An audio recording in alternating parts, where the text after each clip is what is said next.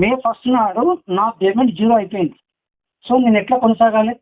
April payment వచ్చింది మే 1 June 1 నాకు ఏం రాలేదు. Okay sir. జూన్ 1 నాడు నేను 0 అయినా 1,20,000 తీసుకున్నాడు. 0లో ఎట్లా ముందుకు పోవాలి? వాస్తవం మీరు. అయితే ఇంకొకటి సార్, సర్వీస్ ఎంత సార్? నాకు 18 సంవత్సరాలు సార్. Okay sir. అయితే 18 సంవత్సరాలలో నేను స్కూల్ అసిస్టెంట్ నుంచి మెజిక్ నుంచి స్కూల్ అసిస్టెంట్ నుంచి రిటైర్డ్ అయినా సార్.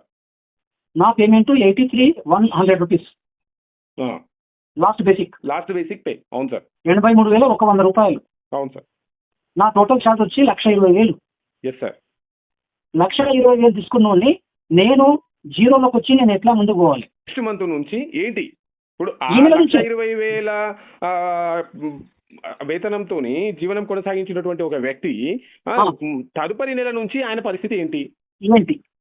నాకు యాక్చువల్గా ఓపీఎస్ ఉంటే 64,000 పెన్షన్ వస్తుంది. అవును సార్. 64,000 మన పెన్షన్ కాగితాల్లో ఇప్పుడు మనకి ఏమేమి గ్రాట్యుటీ సర్వీస్ రిజిస్టర్ పంపించిన ఏజీ నుంచి ఒక గ్రాట్యుటీ మాత్రం వచ్చింది 12,74,420 రూపాయలు. అంతే. అది కూడా పేపర్ లో. ఇప్పటి వరకు అమౌంట్ క్రెడిట్ అయింది లేదు. ఇప్పటి వరకు కాదు, డేట్ ఇచ్చిండు 29/14/5/29 వరకు అని. అంటే మనకు మన చేతికి వచ్చేది ఇమీడియట్ 0. సార్. నాకు 29 వరకు రావచ్చు, అది 12 లక్షలు. Okay sir. మరి దీన్ని మనం అందరం కూడా ఇప్పుడు తీసుకెళ్లి ప్రతి ఒక్కరు మీరు కూడా పూర్తిగా సహకరించాలి సార్. దీంట్లో పూర్తిగా సహకరిస్తా, నా అనుభవాలని చెప్తున్నది. అవును సార్. ఓకే. తర్వాత ఇంకొక విషయం సార్, సిపిఎస్ లో నాకు 32 లక్షల అమౌంట్ చూపించండి, నా కాంట్రిబ్యూషన్ ప్లస్ గవర్నమెంట్. అవును సార్. తీరా క్లోజ్ చేయని పోతే గవర్నమెంట్ 1.5 year నుంచి డబ్బులు 10%. Okay sir. నా డబ్బులు వాడుకున్నది, నాట్ ఓన్లీ మై సెల్ఫ్, అందరి వాడుకున్నది. 1.5 year నుంచి అంటే 18 నెలల కాలం నుంచి ఇప్పటిదాకా ఏ అమౌంట్ కూడా లేదు. అంటే ఎంప్లాయీ కాంట్రిబ్యూషన్ లేదు, ఎంప్లాయర్ కాంట్రిబ్యూషన్ లేదు. సిపిఎస్ లో క్రెడిట్ కాలేదు, మన డబ్బులు వాడుకుంది గవర్నమెంట్. ఓకే. తర్వాత ఇప్పుడు క్లోజ్ చేయని పోతే అవన్నీ మొత్తం అమౌంట్ వస్తుంది, క్లోజ్ అయితే ఒకటే కాదు. అవును, మా బకాయిలు మొత్తం చెల్లించాలి. అది మొత్తం క్లోజ్ గవర్నమెంట్ చేస్తేనే నాకు సిపిఎస్ నుంచి వచ్చేటటువంటి కనీస పెన్షన్. అవును సార్. ఇప్పుడు 60% లంచం ఇవ్వాలి నాకు. అవును సార్. 40% సిపిఎస్ పెన్షన్ ఇవ్వాలి కదా సార్. అవును. సిపిఎస్ పెన్షన్ 40% ఎప్పుడు ఇస్తుంది? ఇది 60% నాకు క్రెడిట్ చేసి 40% మళ్ళీ ఎక్కడో కొంటది. అవును. వాడు కొనవలసిన అవసరం ఏముంది, మనం పెట్టుకోలేము అది. అవును, మన నాలెడ్జ్ వాళ్ళు చేసేదేముంది, మన నాలెడ్జ్ చెప్తున్నావు, నా డబ్బులు తీసుకొని మండి పట్టుతున్నావు. అవును సార్. ఇప్పుడు 12 లక్షల చిల్లర నాది, 12 లక్షల సిపిఎస్ ఎన్ఈటీకి పోతుంది సార్. అవును సార్.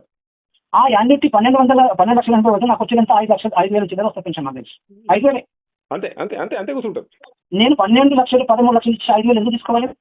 అవసరం లేదు నాకు. అదే నేను బయట మార్కెట్ లో పెట్టుకుంటా కదా, మొత్తం ఇచ్చేదే నాకు ఎందుకు? అవును. ఫస్ట్ ఆఫ్ ఆల్ నాకు సిపిఎస్ వద్దు. అవును. First of all CPS scheme వద్దు నాకు. అవును. ఆప్షన్ అడగకుంటేనే ఆల్రెడీ మాకు అడాప్ట్ చేసుకుంటున్నారు డైరెక్ట్ గా. దాని మీద నా పైసల మీద వేరే అధికారం ఎందుకు? అవసరం లేదు. నేను డిడక్షన్ మొత్తం నాకు ఇచ్చేసేయండి. అవును సార్. నా చాలు నేను వస్తాను. అవునా సార్?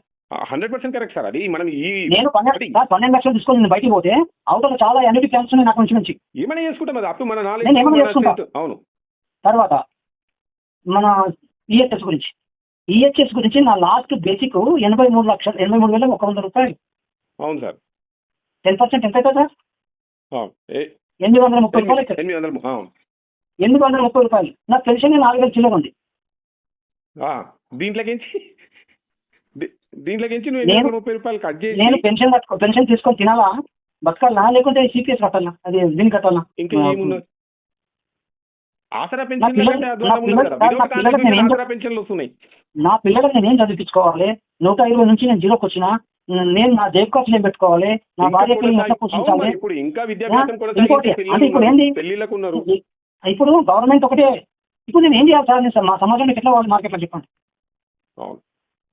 ఏం మొక్క పెట్టుకుని పోవాలి, ఏం పెట్టుకుని పోవాలి, నేను ఏం డ్రెస్ వేసుకుని పోవాలి, ఏ చెప్పులు వేసుకుని పోవాలి, నా పిల్లలకి ఏం చెప్పాలి, నేను ఖర్చు ఏం పెట్టుకోవాలి, నాకు ఫ్యామిలీ ఎట్లా పోషించాలి? ఏముంది మళ్ళీ పరిస్థితి ఏంటంటే, ఒకనాడు ఉద్యోగం రాకముందు తల్లిదండ్రుల మీద ఏ విధంగా అయితే ఆధారపడి డిపెండెంట్ ఉన్నామో, ఈ రోజు మనం కన్నా పిల్లల మీద డిపెండ్ అయ్యే పరిస్థితి ఉంది.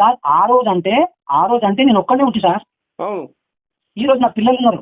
అదే వాళ్ళ ఈ పెళ్లి రోజు కాలేదు. యజమాని అయినటువంటి నీవు మళ్ళీ వాళ్ళ మీద డిపెండ్ అయ్యే పరిస్థితి వచ్చేసింది అంటున్నాను నేను. వాళ్ళ డిపెండెంట్ వాళ్ళు ఇండిపెండెంట్ గా సెల్ఫ్ కాన్ఫిడెంట్ అయితేనే కదా నేను డిపెండ్ అయ్యేది. పరిస్థితి వాళ్ళు సెల్ఫ్ కాన్ఫిడెంట్ అయితేనే కదా నేను డిపెండ్ అయ్యేది వాళ్ళ మీద. అయితేనే అవుతా. కనీసం వాళ్ళు లేకపోతే విద్యార్థులు అన్నప్పుడు నేనైతే డిపెండ్ అవుతా సార్. అయిపోయింది విద్య. అదే అంటున్నాను. వాళ్ళే నా డిపెండెంట్స్. డిపెండెన్స్. వాళ్ళు నాపైన డిపెండ్ అయ్యారు, నేనైతే డిపెండ్ అయితే ఇప్పుడు ఉంటాను. ఒక సిపిఎస్ ఉద్యోగి డిపెండెన్స్ మీదనే డిపెండ్ అయ్యే పరిస్థితి వచ్చేసింది. అయితే ఇప్పుడు వాళ్ళకి నేను ఎట్లా చేయాలి, ఏం చేయాలి? ఇంత దారుణమైన విధానం గురించి మనం ఇంతకాలం అడుగుతుంటే ఇప్పుడు ఈ రోజు నాకుంది, రేపు మీకు వస్తుంది. ఎస్ సార్, అది కంపల్సరీ. ఈ రోజు ఓపీఎస్ లో ఎవరైతే ఉన్నారో వాళ్ళ పిల్లలు రేపు సిపిఎస్ లోకి వస్తారు.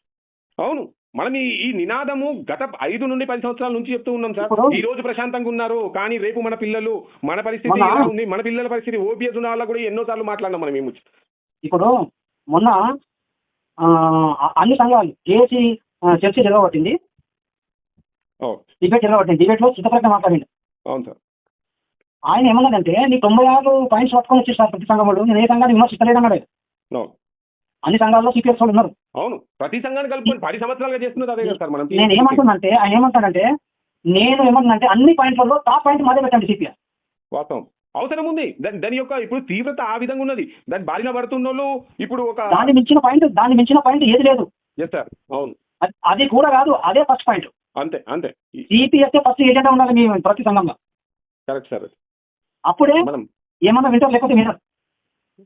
ఇప్పుడు ఒక్క పని కూడా కాదు సార్, సేమ్ వేరే ఏది కూడా మన డిమాండ్లో లేకుండా ప్రధాన డిమాండ్, ఏకైక డిమాండ్ ఇది ఓపీఎస్ వచ్చినాడు మా సంఘం కూడా ఉండదు అని అనేక సార్లు మనము సభాముఖంగా చెప్పినాం. కేవలం ఆ రద్దు కోసమే ప్రయత్నం చేస్తూ ఉన్నాం. లేకుంటే రిటైర్మెంట్ అయిన వాళ్ళకి గ్రాట్యుటీ 12 లక్షల గ్రాట్యుటీ ఇప్పుడు కనీసం అంటే తక్కువ అదనంగా వచ్చింది, కానీ అది కూడా లేని పరిస్థితి నుంచి మనం పోరాటాల వల్ల ఇప్పుడు ఆ రిటైర్మెంట్ కమ్ ఇప్పుడు గ్రాట్యుటీని పేపర్ ఇస్తే నేను ఏం చేయాలి? ఇప్పుడు ఇప్పుడు కనీసం ఇప్పుడు పెన్షన్ అందరికి పెన్షన్ ఇచ్చేస్తున్నావు, మిగతా బెనిఫిట్స్ ఏమి ఇవ్వకుండా. మరి నాకు బెనిఫిట్స్ లేవు, నాకు పెన్షన్ ఎట్లా రాలి? కనీసం నాకు కూడా 50,000 60,000 పెన్షన్ ఉంటే నేను కూడా వెయిట్ చేస్తుంది కదా. రేపటి నుంచి మొదలుగా ఉంది సార్. రాష్ట్ర వ్యాప్తంగా మన ఈ సిపిఎస్ రిటైర్ అయిన ఉద్యోగులందరి కుటుంబాలను కలుస్తూ మనం వీళ్ళందరినీ పతాక శీర్షికన చేరుస్తూ ఈ కార్యక్రమాలు మేము ఎప్పటికీ అండగా ఉంటాం సార్. ప్రతి సంవత్సరం మీరు జిల్లా పార్టీలు ఉన్నారు, మీరు పిలిచే ప్రతి చోటుకు వస్తాను. Thank you sir. Thank you.